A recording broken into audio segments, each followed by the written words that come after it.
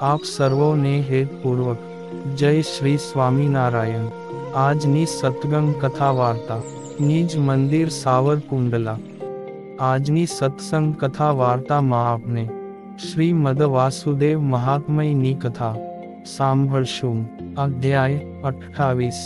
શ્રી નારાયણ કહે છે કે નારદ, પૂર્વોક્ત પ્રકારે દેવતાઓનું સ્થાપન કર્યા પછી પૂજક સ્વસ્થ મન વાળો થઈને આચમન કરીને પ્રાણાયામ કરે।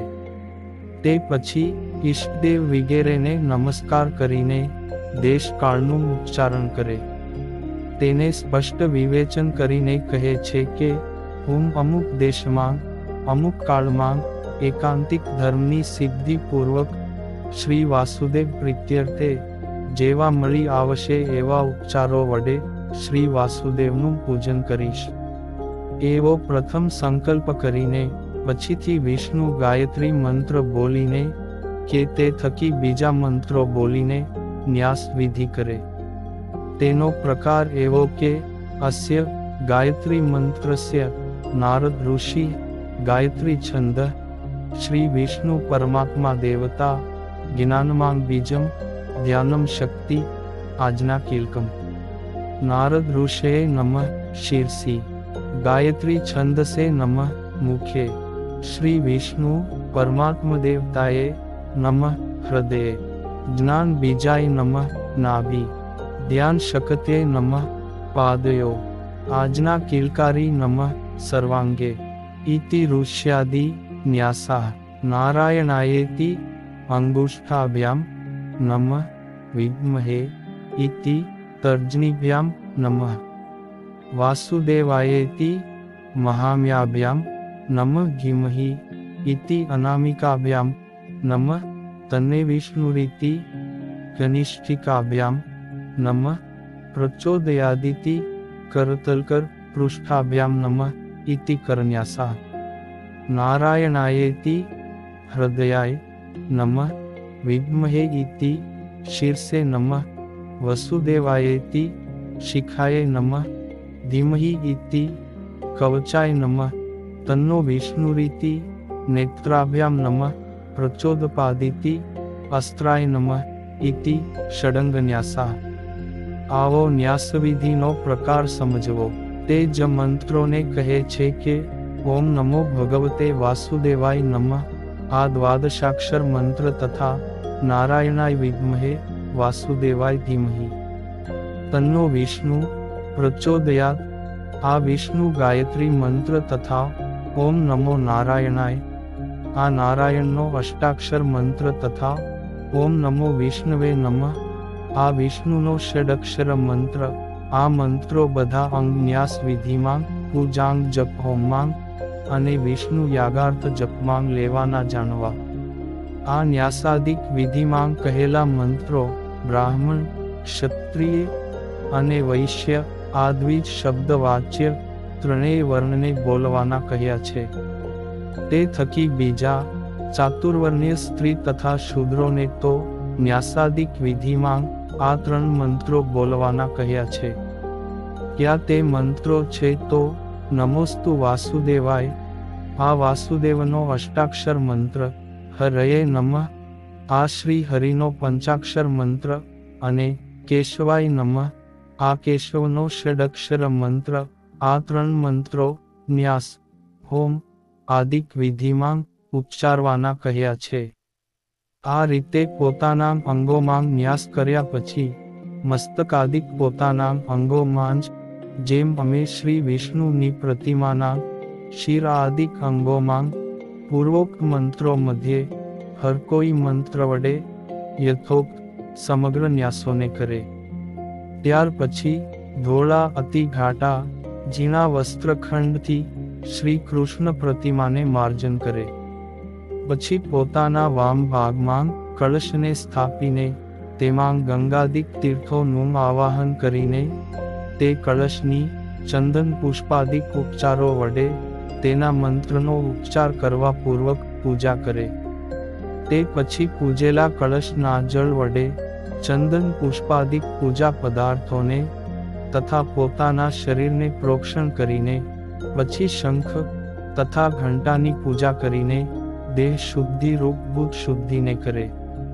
બુદ્ધ શુદ્ધિનો પ્રકાર કહે છે કે પૂજક જન સ્થિર મનવાળો થઈને પાપાત્મક વિષય વાસના રૂપ મળથી લિપ્ત હોવાથી મલિન એવા સૂક્ષ્મ શરીરને આભ્યંતર અગ્નિ વાયુ વડે દગ્ધ કરીને એટલે પ્રાણાયામ ક્રિયાથી પ્રથમ કોઠામાં રહેલા વાયુ વડે શોષણ કરીને પછીથી આધાર ચક્રમાં રહેલા અગ્નિ વડે ભસ્મસાત કરીને માટે જ અતિશય નિર્મળ થયેલા પોતાના આત્માનું અક્ષર બ્રહ્મ સાથે એકપણાનું ચિંતન કરે.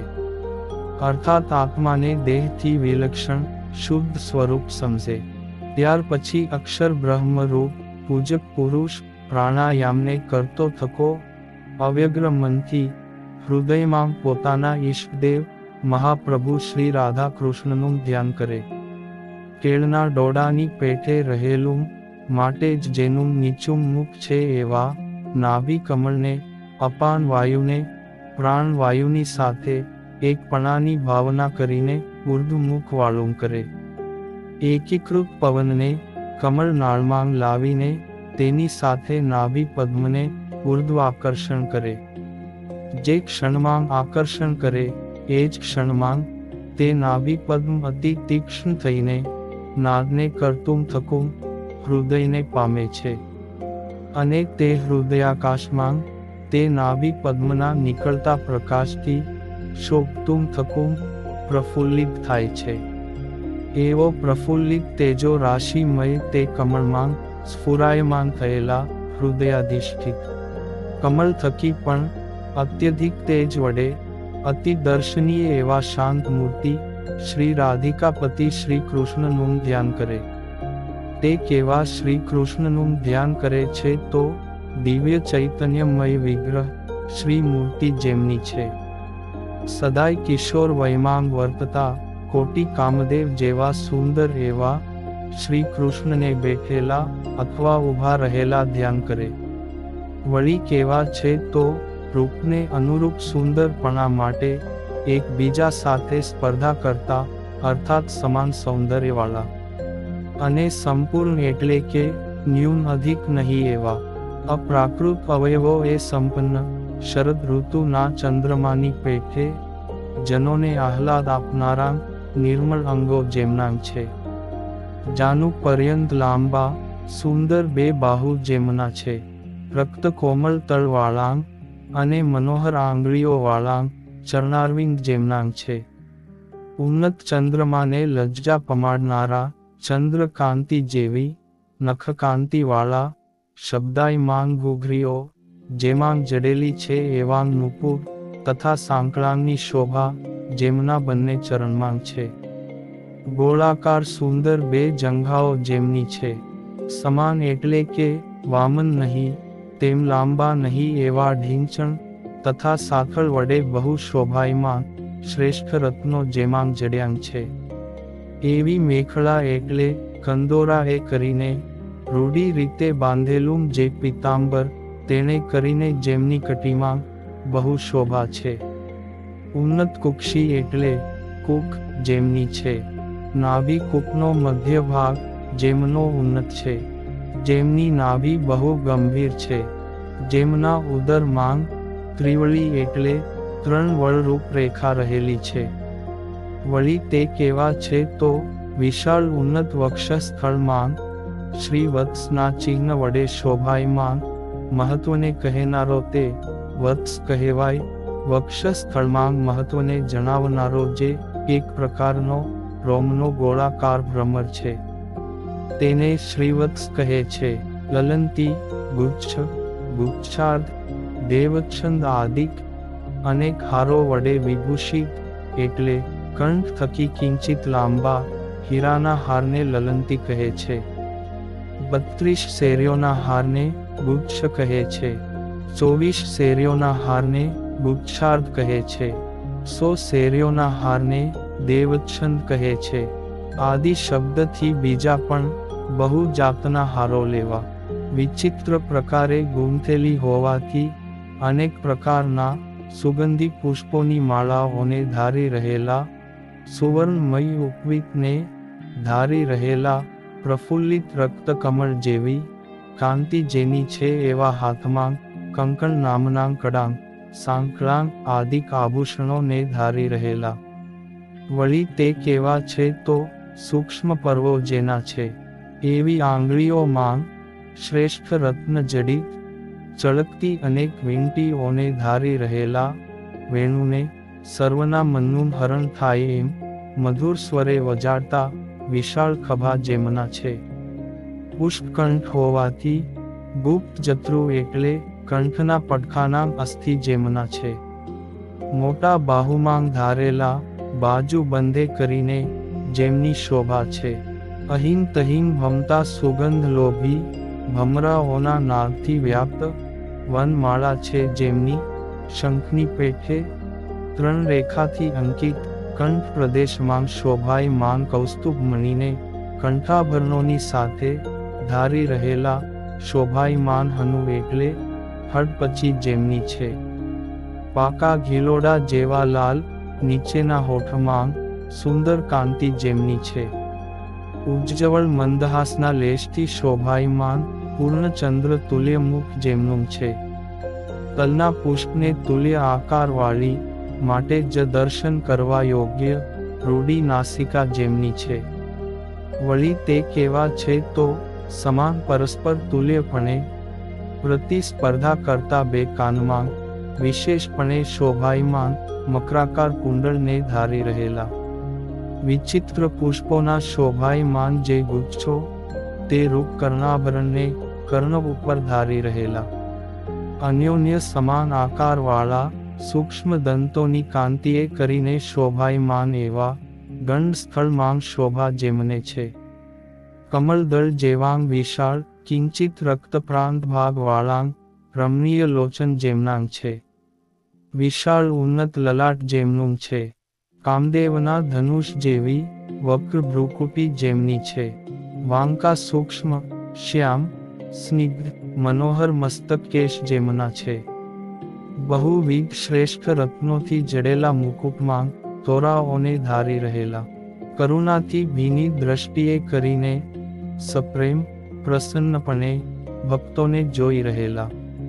આવા વિશેષણ વિશિષ્ટ શ્રી કૃષ્ણ ભગવાનનું ધ્યાન કરીને પછી તેમના ડાબા પડખામાં રહેલા રાધિકાજીનું ધ્યાન કરે. તે કેવા રાધિકા છે તો બે ભુજાવાળાં, સુવર્ણના જેવાં ગૌર અંગવાળાં, કસુંબલ શુદ્ધ વસ્ત્રને ધારી રહેલાં, સમ પરસ્પર તુલ્ય આકારવાળા, બે કર્ણમાં રત્નમય શોભાયમાન આભરણોને ધારી રહેલાં. પોપટની નાસિકા જેવી રમણીય નાસિકા જેમની છે. 16 વર્ષની અવસ્થા એ સંપન્ન મૃગ બાળકના નેત્ર જેવાં ચંચળ નેત્રવાળાં, સ્થૂળ ઉન્નત ઘાટા સ્તન જેમનાં છે. કૃશ મધ્ય એટલે ઉદર જેમનું છે. વિશાળ કટી પશ્ચાત ભાગ જેમનો છે.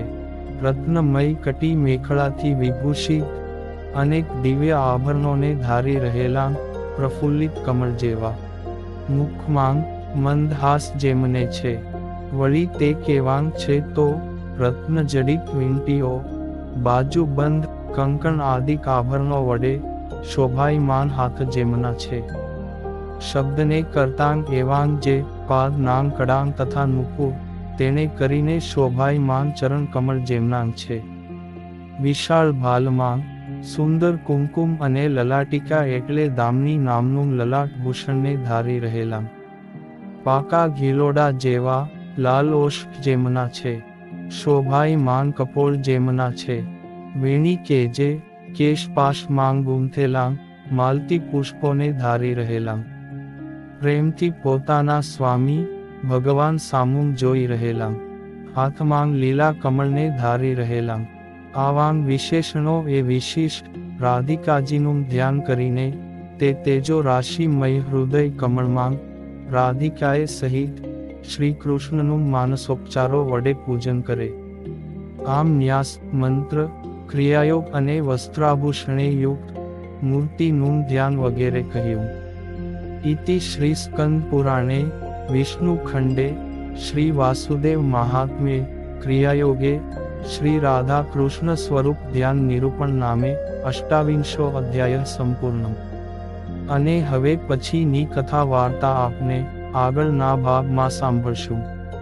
અત્યારે આપ સર્વોને ભાવથી જય શ્રી સ્વામિનારાયણ.